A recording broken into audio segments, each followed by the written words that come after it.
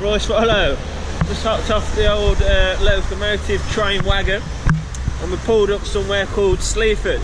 It's looking familiar, like I've been here before, but I'm pretty sure I think I was here a couple of weeks ago actually, but we weren't actually here for any reason. We just passed through it and I stopped at like this shop down here, innit?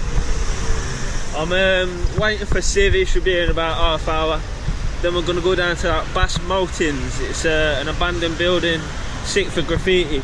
But in the meantime, while Civ's not here, I'm going to go try and find a carpet shop. I'll explain why in a minute.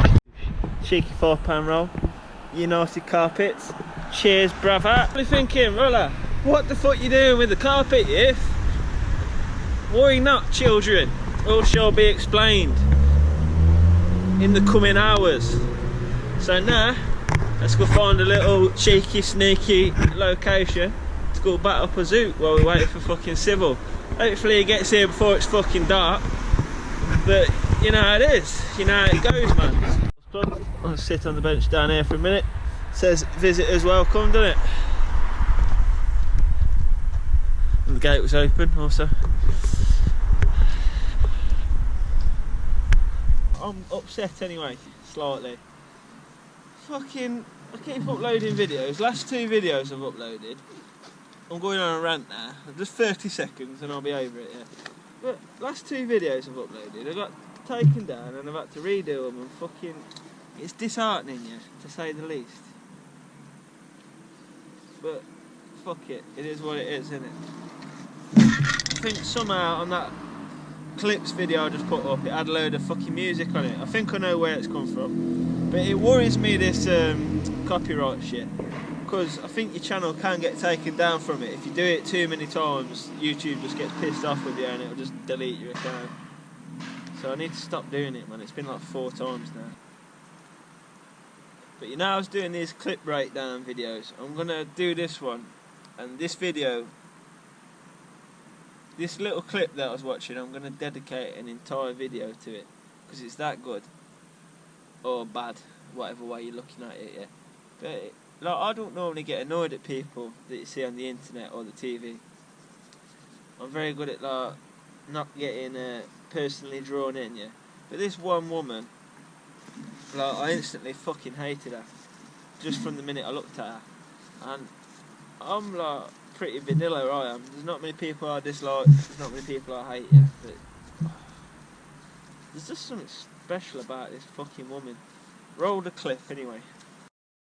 Right, so this right here, this is Rita. She likes to pack her garden with trees and shrubs. So, according to Rita, first time she met her neighbours, they offered to buy her house. And she was there like, yeah, that's great. Pay me what you paid for next door, I'll sell it you. Obviously, they didn't buy it off her, else it wouldn't be Nightmare Neighbours from Hell, would it? It'd be your own house, so this show wouldn't have existed. As people do, the neighbours of Rita's have wanted to put up an extension. And guess what? The bitches opposed it, causing more problems, more fuel on the fire. This is where my main problem comes with. Obviously, I'm in an house that's always being worked on. I've had bastard neighbours. She's a bastard neighbour, let me tell you that. She goes on about how she loves the garden, all this and that. But quite frankly, it's an overgrown shithole. So she's angry with the neighbours. They want to build a deck in, as you do, make garden nice. And then she starts doing Chinese impressions. I may have slightly manipulated that footage, but here's a fella, look, and what he's on about is they've nicked 8 inch of land off her. And now, land grab ain't no joke, but there's no point crying about it, going back and forth like these people are doing. Just fucking move the fence back, or pay for someone to move the fence back. Simple. They even draft in the neighbours. Like, here's Tezza. Tezza's basically talking about how much of a bitch Rita is. And then it comes to a head one day. Her and a neighbour gets into a scrap. He's trimming a bush and she weren't happy. And the downpipe, it took the downpipe down or something. So she goes round, kicking off. And here's a big lesson, really important lesson for you. Are you ready for it? Because this is a good one, good for the viewers as well. Here's the lesson. Do not involve the police in your minor discrepancies, because they're not out to help you out. They do not care. They're pissed off that you're wasting the time, and they'll arrest you for fucking saying the wrong thing. She called the police, she got arrested. Unlucky Rita, unlucky. Here's a garden. Anyway, she's going on about how a neighbour ruined her safe haven. After the decking, she can't spend no time outside. Look at it! Look at it! It's a fucking shithole! Oh, Rita. And then, to sum it up, she says she wants £5,000 damages off a neighbour. And then she wouldn't quite forgive her. She'd never be able to forgive her. But she says she wants £5,000 as a little bit of compensation to pay for the land survey. Fucking hell, Rita. Good green on the good green, you know what I'm saying? Yes. It's a place that's got a good green. It's got to have one of these fucking green flatteners. That video about that terrible neighbour got me thinking about some of the neighbours I've had in my life. You know, I've lived next to a nonce twice in my lifetime, and I'd still happily say that I'd rather live next door to that nonce, or them nonces, plural, than have her as my next door neighbour. She is fucking horrendous. I've never dealt with like fucking shit neighbours. I've had ones that ain't so good, but not a fucking appalling person like her. She had the cheek to ask him for £5,000 as well for damage to her garden because a fence moved like 8 inch. Are you for real? Like, I understand people nicking your land's a problem. We had that same thing. Someone took about 5 foot of our garden, and it's like a fucking long garden. It was all the way up. But my dad handled it like this. He went round and said to the geezer, look, I don't care who moves it, if you move it or I move it, but it's getting moved. And he moved it. Obviously not everyone's like my dad. This woman and her fella, he definitely ain't got a fucking clue. He probably couldn't hang a shelf. My mum's more handy than him. She's pretty fucking handy, to be fair. That's not an insult. My mum's more handy than me. She does fucking tiling, fucking shelf hanging, all sorts, mate. My dad groomed her into being a DIY slave, I tell you. Every fucking day he's doing something. He's like, Debbie, come do this. She's like, fucking hell. She still goes and does it, because she's fucking doing what she's been trained to do, you know what I'm saying? But yeah, my next door neighbour, Harry, 94 years old when he died. He smoked 2 packs of cigarettes a day. I left about 5-6 years ago from the place where we was. But he's the ideal neighbour. Every day he was out in the gardens, doing his garden. It looked beautiful. He used to do like a circle thing, like one of them bullseyes on the drive. And he'd cut it out perfectly, and it was just immaculate. He'd even go and do our drive, and then he'd do over the road and a bit further down the road. So he was doing like 4 gardens, keeping them immaculate. No wonder he lived till he was 94. Because that geezer had a goal, he had a mission in his life. He woke up and he made sure that grass was fucking tidy. And he smoked a shitload of ciggies in between that. But there's a story on the Joe Rogan show. Hopefully I don't get copyright stricken talking about someone else's fucking shit. I don't even know how this YouTube shit works. It's stressful, let me tell you that. But he was telling the story about this geezer, and he was meant to be the happiest man on earth. He had a mission. He woke up every day and he was protecting grounds to a nice property. So something similar to this, a nice flat lawn. And bastard rabbits kept popping up, you know, they met the little holes, the little burrows everywhere. And he was waging war. He was out to get them, out to stop them fucking up his green. So every morning, sunrise, the geezer goes out and he goes to work. He comes back in when the sun sets. He eats the rabbits he's fucking shot. But he had a direct goal. It's what some of us lack, us young'uns, especially me. Some days I wake up with no direction. I sit about in bed till about 11 o'clock, evaluating my life, and I think I should probably do something. So I do it, but I ain't, like this video making, this is why I'm trying to expand my fucking horizons a bit, get into some new lanes of video making. So I ain't just got to rely on doing this Wednesday and Thursday when I go out with Siv. I ain't got to rely on just talking to homeless people, because that costs money. I need to do something that I can knock out for free, i.e. one of them clip videos that I did last night. But back to talking about Harry. He looked like Don Corleone. Like, he had an old sort of fucking chic to him. He had like, you know, like a bit of olive skin, like an Italian looking geezer. That's why I say he looked like Don Corleone. He literally did. Like a skinnier version of Don Vito, mate. Don Vito, not Corleone. That's who he looked like. It was so good though.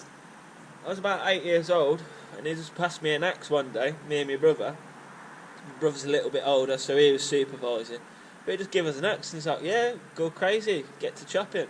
Just went and chopped a tree down up top of his garden. We used to have like really long gardens, as I said, like my dad moved the fence back. Same neighbour. And up the top was just like wasteland, scrubland, so like you could do whatever the fuck you wanted up there. He had a pear tree, man. He always used to give us some pears as well. God rest his soul. Rest in peace, Harry. He was a good bloke, he was, mate. Not like... You could only dream to have him as a neighbour. I used to kick the football over, up the fence. Used to climb, my sister had rabbits for some reason. Up upon the rabbit pen, up over the fence. And then, like, he caught me doing it one day. He come out and was like, "You just been over to get your ball?" And I'm like, "No." He's like, "Well, alright, but if it comes over in future, just come and let me know, you can grab it back, no problem." Proper sound, like, the soundest you can possibly get, man. Just had a text, I think it's civil.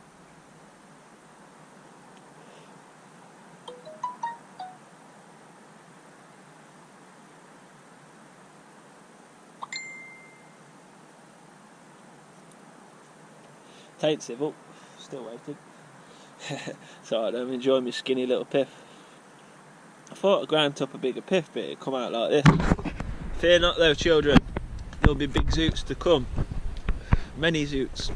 Send that one to the boneyard. See, this carpet served me well. It's worth the $5 just for this hour's fucking sit around I've had for Civ. I'd have cold buttocks right now. So this place we're going to, Maltings, it's pretty heavy for security. I've seen people go there before and get kicked off straight away. It looks like it's locked down even inside it, so it's one of them that we probably won't be able to get around the whole thing. But just as long as we find a wall to paint. Still waiting for these. Spotted this little skate park. I'll get a little spray paint on the go here. No alcohol. No vandalism.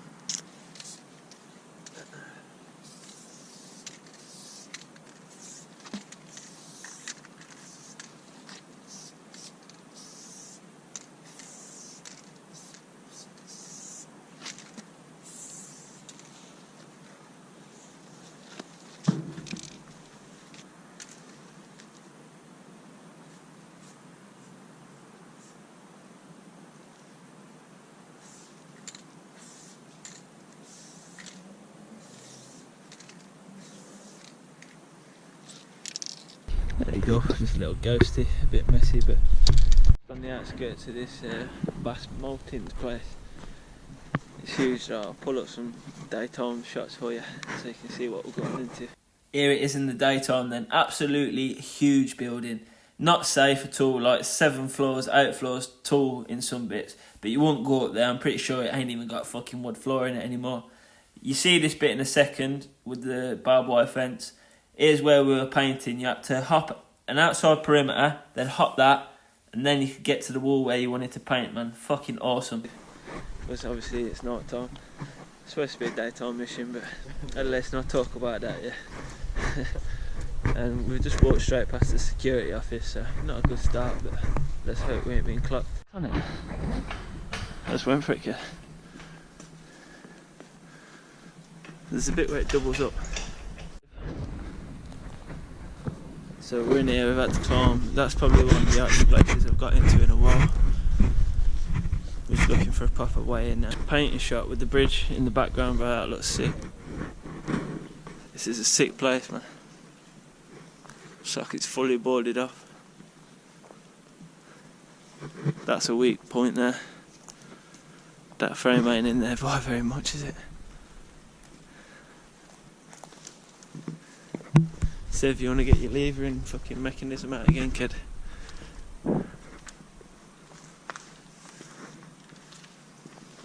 Pole here ready for you as well.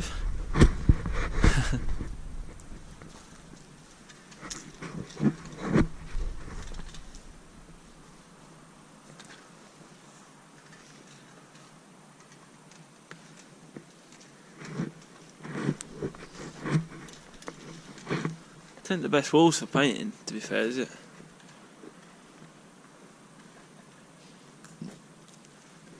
We need to get in, we need something better than this.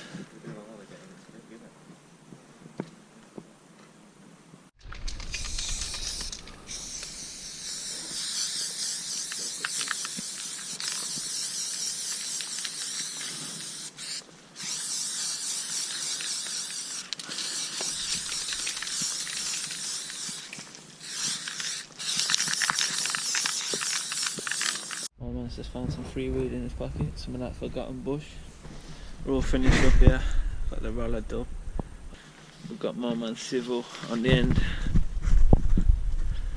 Gone with the mag tactic, the magtaculars.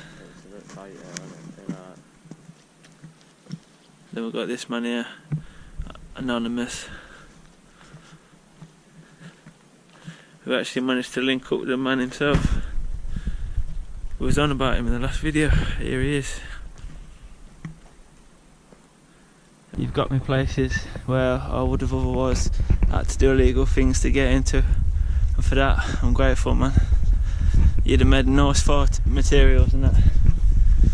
It's a shame, but until next time, carpet. Yeah, my apologies for the wishy-washy filming. Yeah, it's gonna be better. It's gonna get better. If you watched this far anyway, you're obviously not bothered. But I thank you for sticking around until this point in the video. If you did, you're a fucking pimp that wears Gucci mink, and I respect you. Royce Roller.